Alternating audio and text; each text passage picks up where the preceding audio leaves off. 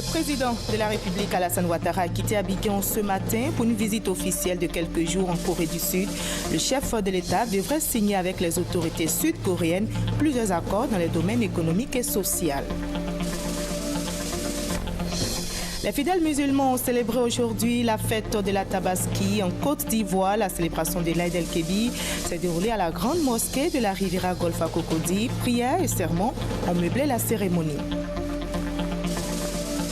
Le ministère de l'Environnement, de la Salubrité urbaine et du Développement durable se prononce sur la fermeture très prochaine de la décharge d'Akwedo.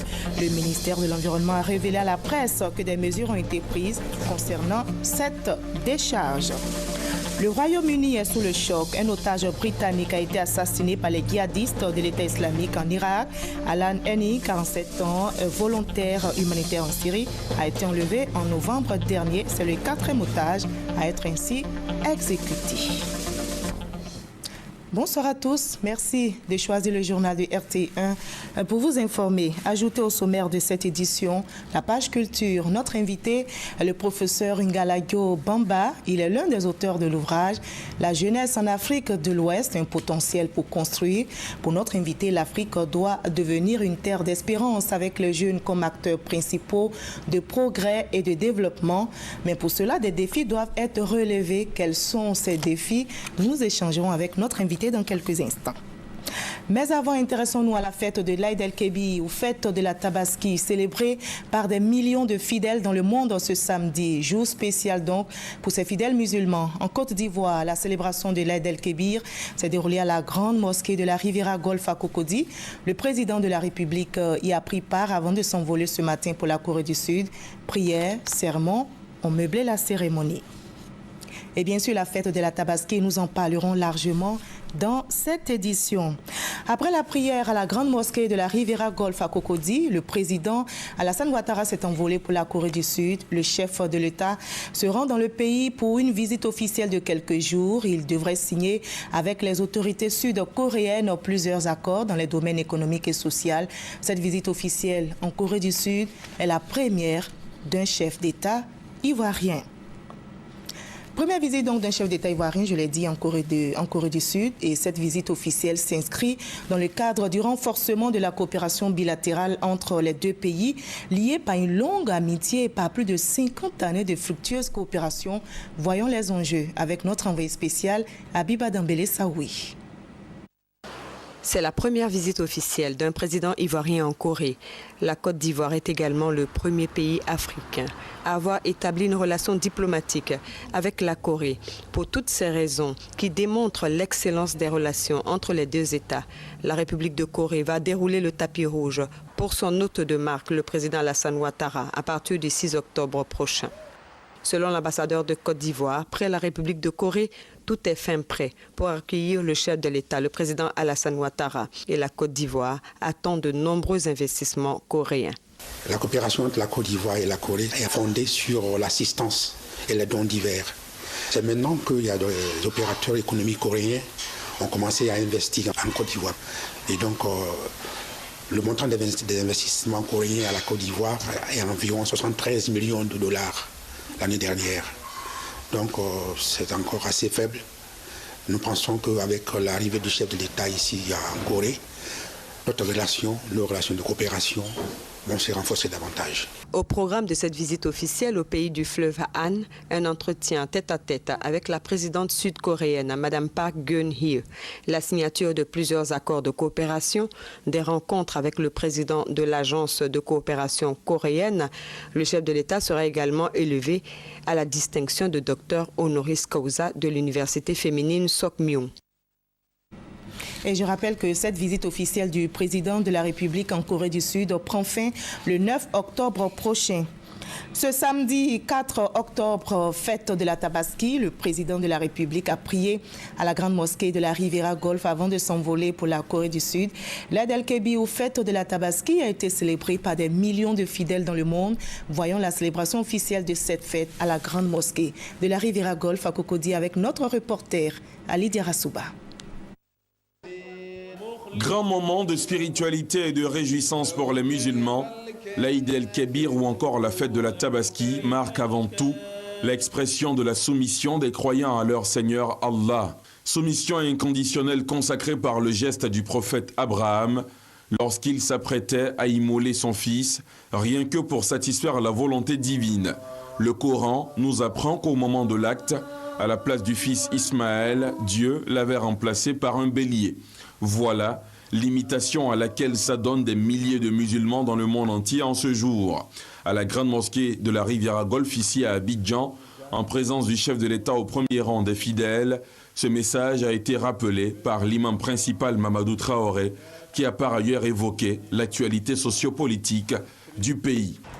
Qu'Allah subhanahu wa ta'ala assiste la nouvelle CEI dans sa mission difficile et délicate et qu'Allah subhanahu wa ta'ala protège le chef de l'État et lui donne la force et les moyens nécessaires afin qu'il puisse poursuivre la réalisation des nobles objectifs qu'il s'est fixés, à savoir réconcilier les Ivoiriens, consolider l'unité nationale mise en mal par les crises passées, reconstruire la Côte d'Ivoire et faire d'elle un pays émergent à l'horizon 2020.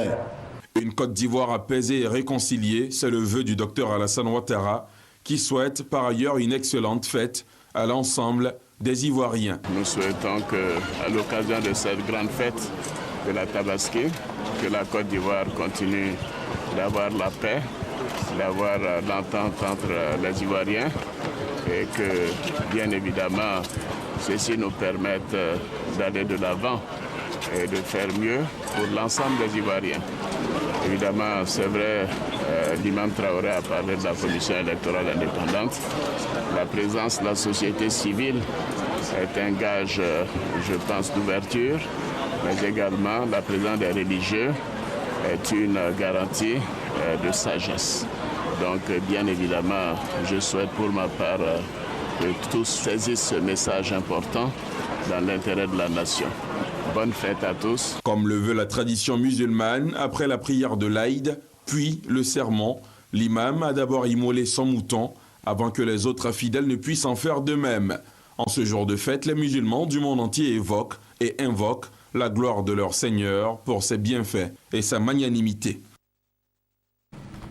Il y a eu quelques réactions après la prière de l'Aïd el-Kébir à la grande mosquée de la Riviera Golf. Des musulmans se sont prononcés notamment sur le sermon de l'imam Mamadou Traoré. Écoutons-les au micro d'Ali Diarasouba. L'imam a fait référence à la CEI. Ceci pour montrer que nous sommes à une année des élections, mais que la dynamique aujourd'hui, née de l'appel de Daoukro, qui montre clairement que le respect des engagements, la convergence vers une Côte d'Ivoire meilleure est partagée par la majorité des Ivoiriens, nous permet aujourd'hui de dire que cette fête, ce jour sacré, ouvre la voie à la grande réconciliation, à la Côte d'Ivoire rassemblée dont parle le président de la République, Alassane Ouattara. Aujourd'hui, la Côte d'Ivoire est en paix. La Côte d'Ivoire est stable et la Côte d'Ivoire travaille. Tous les Ivoiriens sont libres de leur mouvement, de leur engagement et de leur, propos. Personne n'est traqué pour sa conviction. Tout le monde est en paix, tout le monde est en sécurité. La Tabaski est un moment de piété et de réconciliation. Le message de l'imam prend tout son sens. Quand on voit un peu ce que notre pays a traversé il y a quelques années, il faut souhaiter que pour les élections à venir, nous puissions tous transcender nos intérêts personnels pour regarder la Côte d'Ivoire. Que 2015 soit une année d'union et que la jeunesse fasse preuve de beaucoup de responsabilités. Des vœux de paix, de bonheur, de solidarité, parce que c'est le symbole de cette fête, une fête de réconciliation avec Dieu. Donc cette réconciliation s'approfondisse dans notre pays. Elle a déjà bien démarré pour qu'elle s'approfondisse. La fête de la Tabaski a été célébrée par tous les musulmans en Côte d'Ivoire, dans le district d'Abidjan. Nos reporters ont fait un tour dans les communes de Cocody, d'Abobo et de Yopougon. Espace Beba d'Adjamé ce matin de célébration de l'Aïd el-Kébir. Les acteurs du monde du transport se sont rendus en masse en ce lieu à l'occasion de la célébration de l'Aïd el-Kébir. Après la prière de 2 rakats, l'imam Sissé Chekna a appelé les fidèles musulmans au respect, à la tolérance, à la cohésion et à la paix. Il s'est prononcé sur 2 thèmes, à savoir l'interdiction de fumer dans les lieux et gares publics et le phénomène des microbes dans l'éducation des enfants. Avec lui, l'imam Chérif Aïdaha. L'immolation de 3 bêtes a couronné la cérémonie. Les fidèles musulmans de Lokodro ont occupé la grande place de la base navale de la Marine nationale pour prendre part à la grande prière de l'Aïd el-Kébir. Après la prière de 2 rakats, l'imam Konaté Youssouf, aumônier militaire, a invité les fidèles à la cohésion, à la paix et à la réconciliation. Il les a exhortés à suivre l'exemple du prophète Abraham. Il s'est ensuite prononcé sur le thème retenu par le COSIM, à savoir la sécurité, la paix, la cohésion sociale et le salut de l'humanité en général dans le respect strict des prescriptions divines. L'imam Konaté Youssouf a également demandé aux fidèles de tourner le dos aux mauvaises pratiques et de prioriser la cohésion. Pour l'amiral, commandant la marine nationale Konaté Diakaridja, la religion doit avoir une place importante dans la vie de tout militaire. L'immolation d'une bête a meublé cette célébration. Transformée pour la circonstance en lieu de prière, la place Cocody Mermoz a accueilli ce matin hommes, femmes et enfants dans leurs plus beaux atours. Pas question pour eux de manquer la prière de ce matin, ces jours de fête, la fête la plus importante de l'islam. C'est un grand jour aujourd'hui. C'est une nouvelle, donc il a parti prier. À Tabaski, on tue le mouton. Quand on finit de tuer le mouton, on mange. Les fidèles musulmans de la mosquée de la Riviera Laurier 9 ont respecté les principes de l'islam. Ce sont 10 jours après la fin du Ramadan. Ils célèbrent l'Aïd el-Kébir ou la fête de la Tabaski. Une fête marquée par une prière de 2 rakats, suivie du sermon de l'imam et de l'immolation d'une bête, perpétuant ainsi l'acte d'Abraham qui a accepté de sacrifier son fils, remplacé plus tard par un bélier par Allah. Le Moufti Abdraman Sorodogo invite les fidèles musulmans au partage en cette période de fête.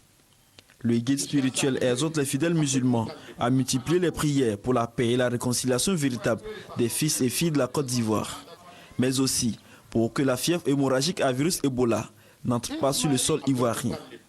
Des bénédictions ont été faites également pour un monde apaisé et pour une Côte d'Ivoire développée. À Abobo, tout comme à Agnaman, imams et guides religieux ont exhorté dans leurs sermons l'ensemble des musulmans à la solidarité, à l'union. Occasion pour ces guides religieux de prier pour la paix définitive en Côte d'Ivoire. Autorités et fidèles musulmans invitent les populations en général, mais en particulier la communauté musulmane à prôner les valeurs de réconciliation et de cohésion autour d'elle. La fête de la Tabaski, c'est une fête sainte qui marque la dévotion, l'adoration que le prophète Abraham avait pour Dieu. Et c'est une fête de partage. L'appel que je peux lancer à tous les musulmans de Côte d'Ivoire, c'est d'être tolérant. Au cours de cette prière qui marque la fête du sacrifice du mouton, la communauté musulmane d'Agnaman a bénéficié du soutien des autorités sous-préfectorales, des guides religieux chrétiens et des chefs coutumiers de la commune.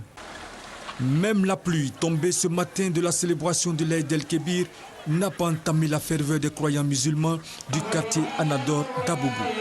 Comme chaque année, ils ont massivement occupé les artères principales du quartier pour prendre part à la grande prière officiée par le cheikh Youssouf Diakha. Prière à l'issue de laquelle le guide spirituel de la communauté musulmane d'Abobo Anador a prononcé un sermon axé sur la dépravation des mœurs. Un fléau qui selon lui est à l'origine des maux qui frappent actuellement notre société.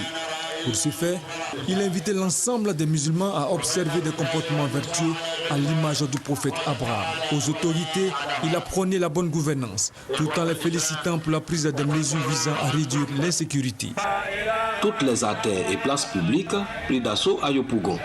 Au quartier Selmer, c'est le complexe sportif Jesse Jackson qui a été choisi pour le rassemblement. Les fidèles musulmans avec à leur côté les autorités communales ont tous prié pour la paix et la réconciliation en Côte d'Ivoire.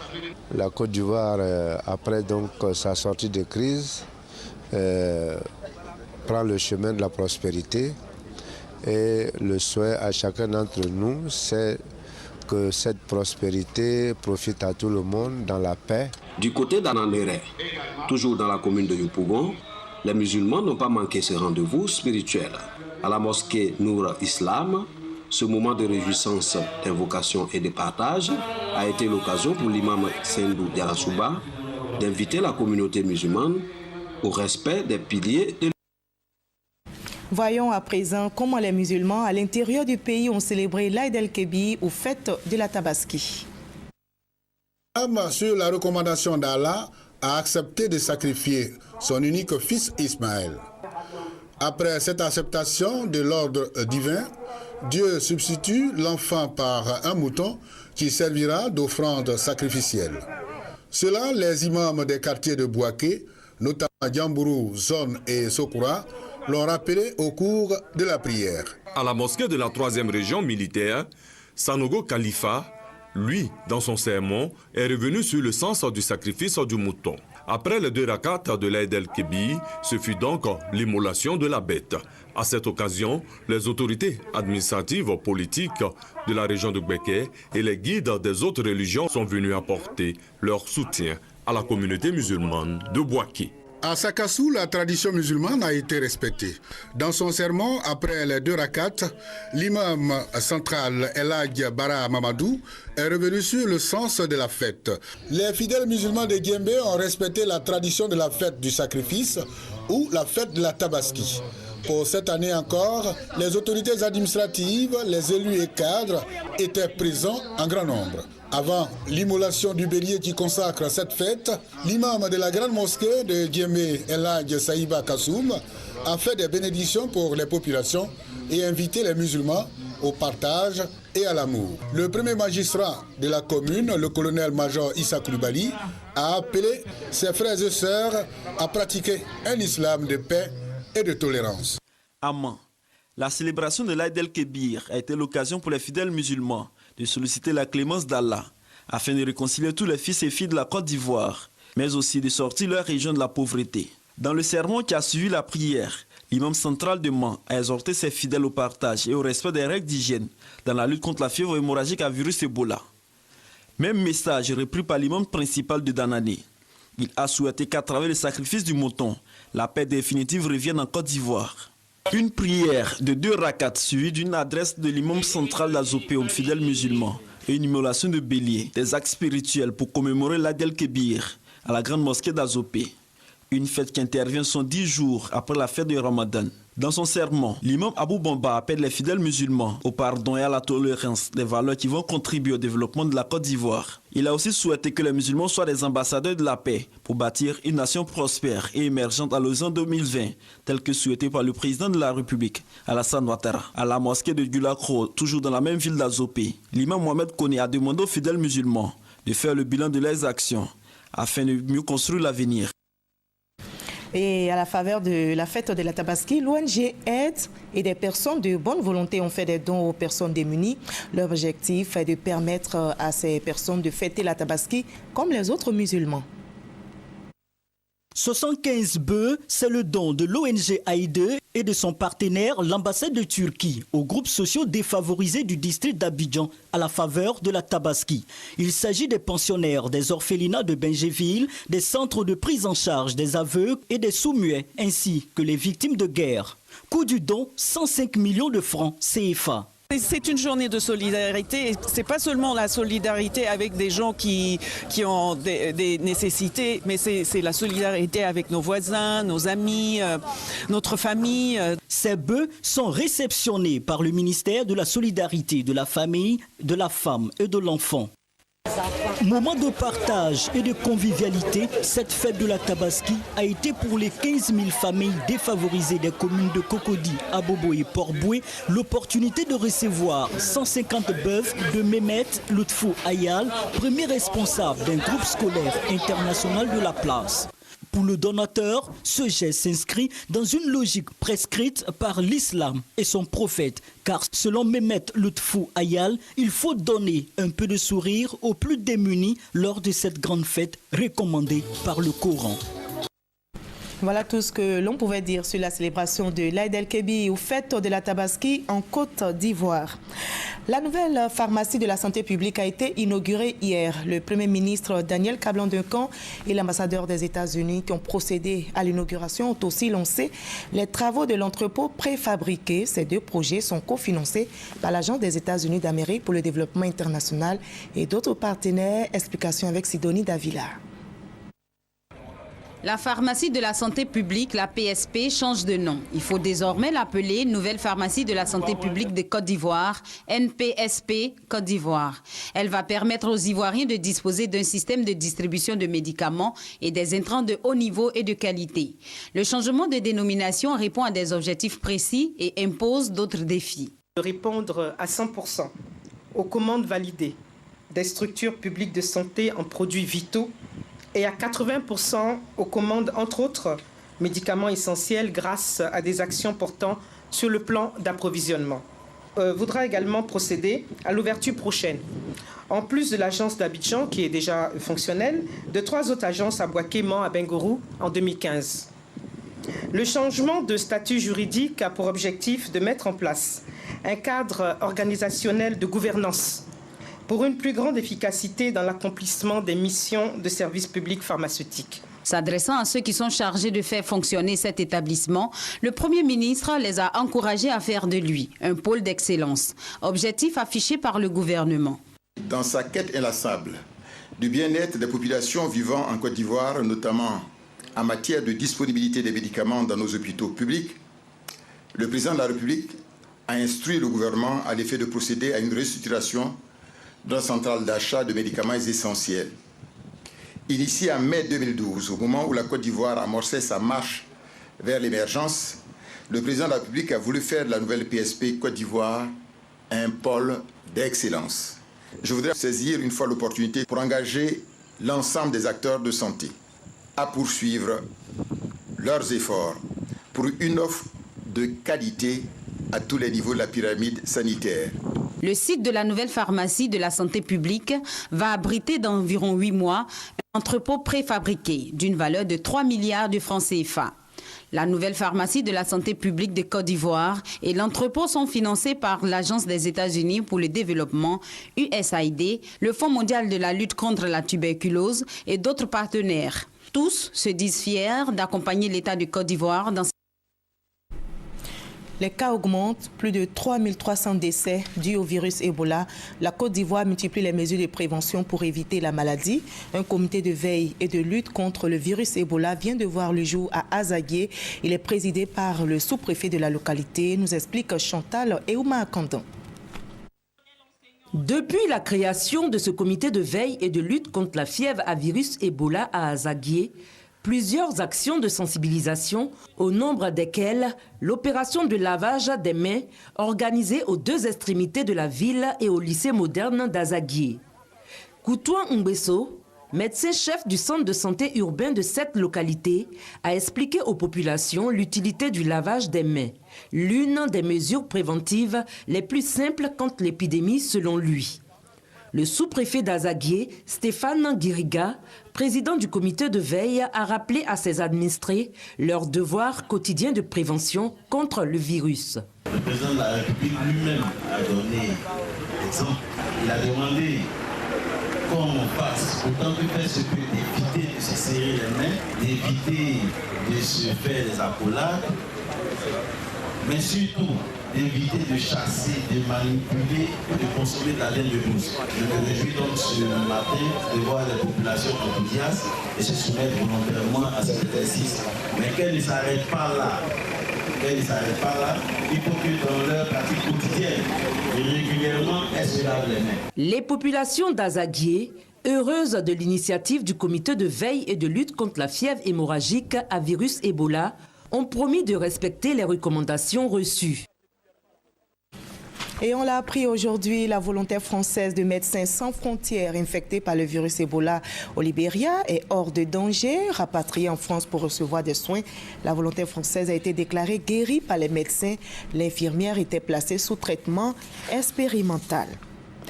Le ministère de l'Environnement, de la Salubrité urbaine et du Développement durable se prononce sur la fermeture très prochaine de la décharge d'Akwedo.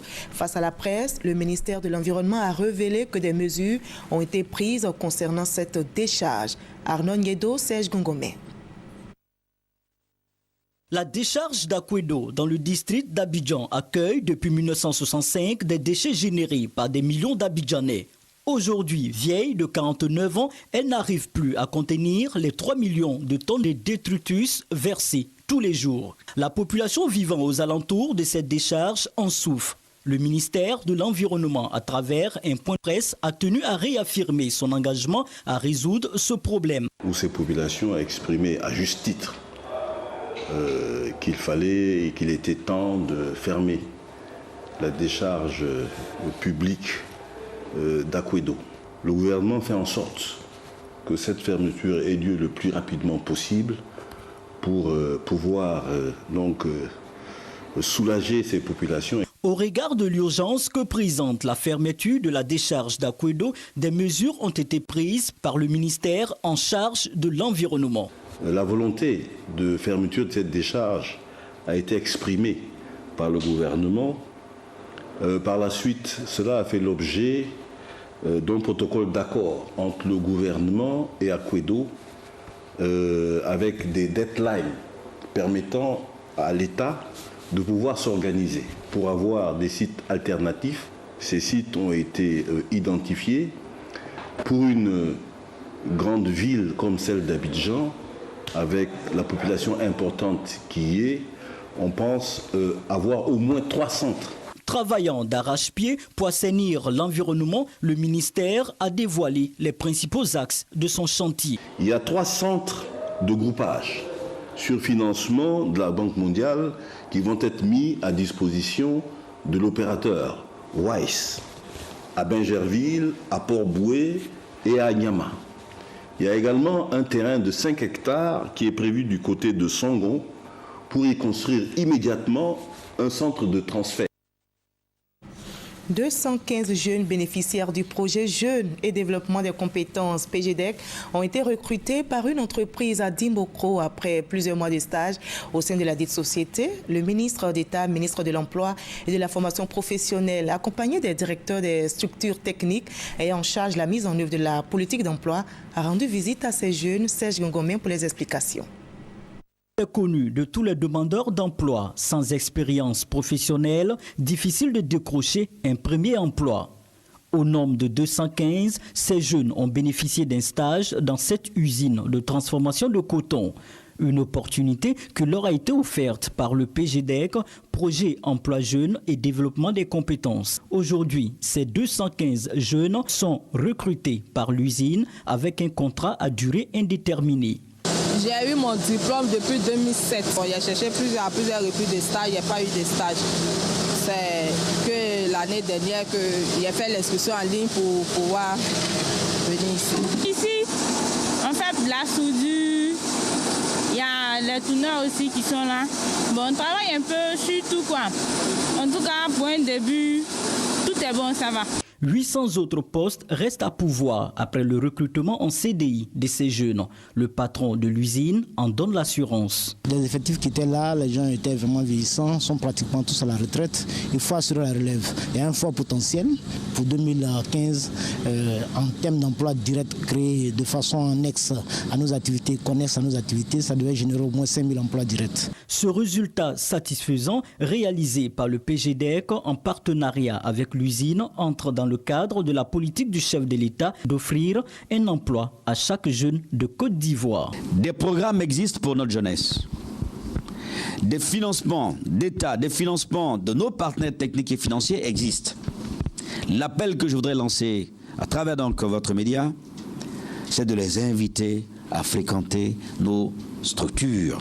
Le ministre d'État, Moussa Dosso, a annoncé que le nouveau code du travail qui passera bientôt sur la table des députés va définitivement régler le problème de stage auquel bon nombre de diplômés sont confrontés après leur formation.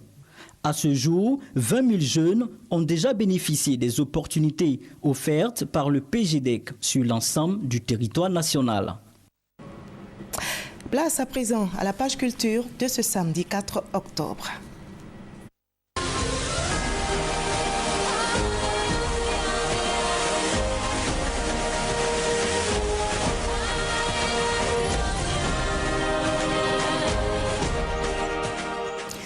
Il était commissaire chargé des politiques macroéconomiques de la CEDEAO pour le compte de la Côte d'Ivoire de février 2007 à 2012.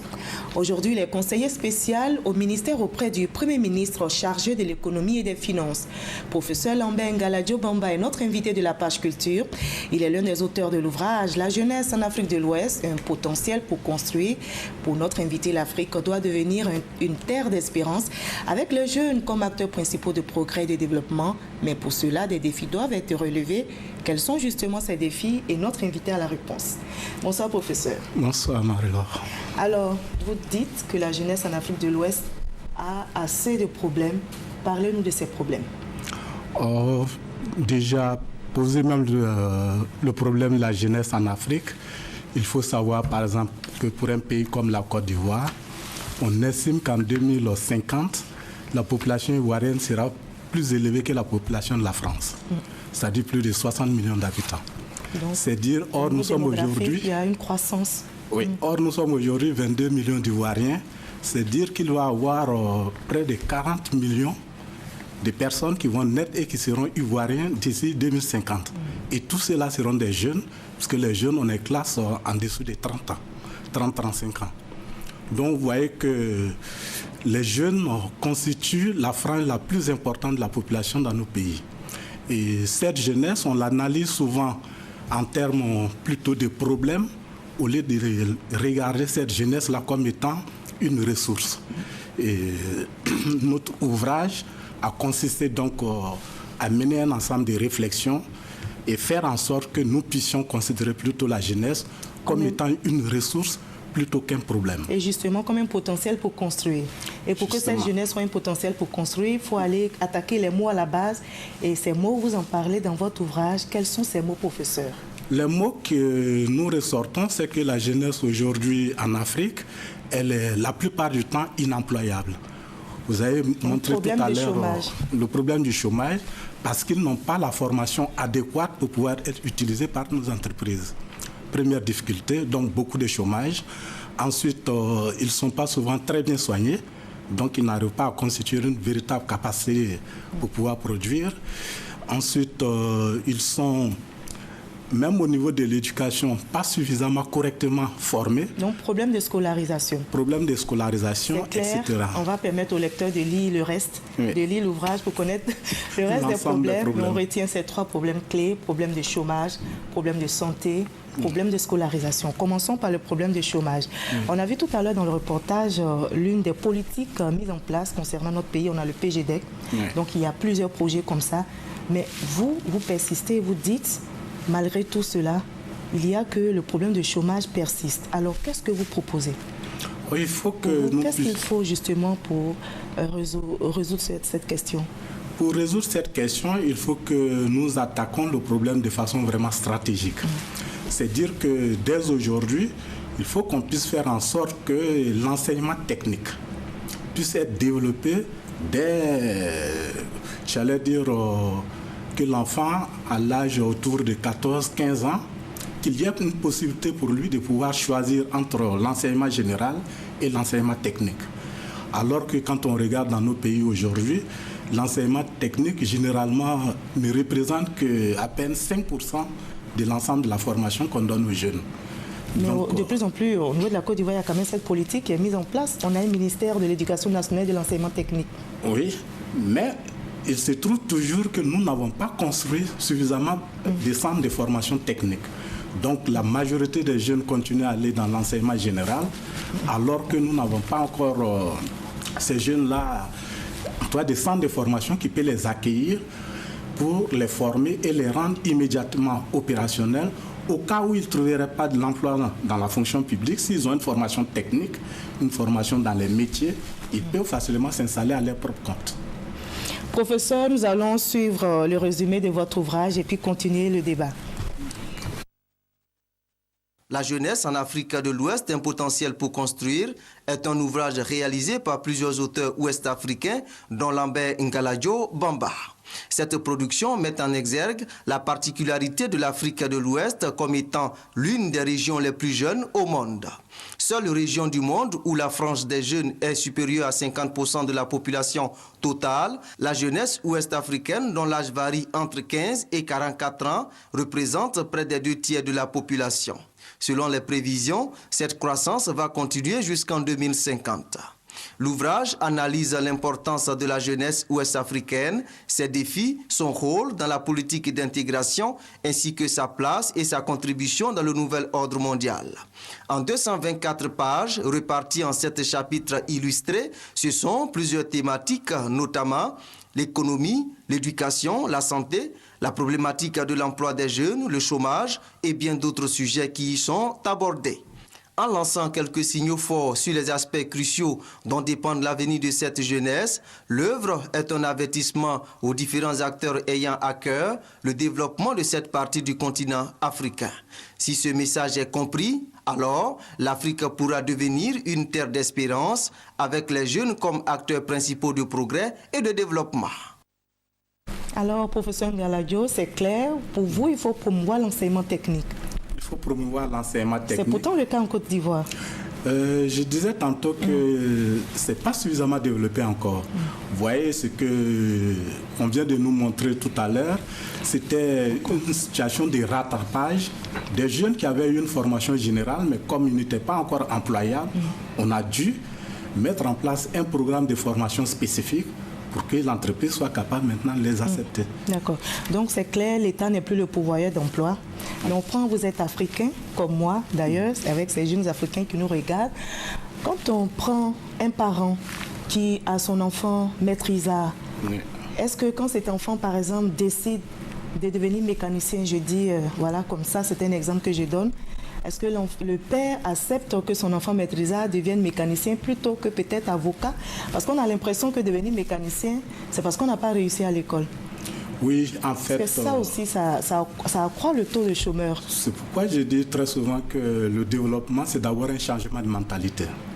Donc, il faut également amener l'ensemble de la population à changer sa mentalité. Et nous devons forcément nous rendre compte qu'aujourd'hui, la fonction publique n'est plus le secteur employeur par excellence.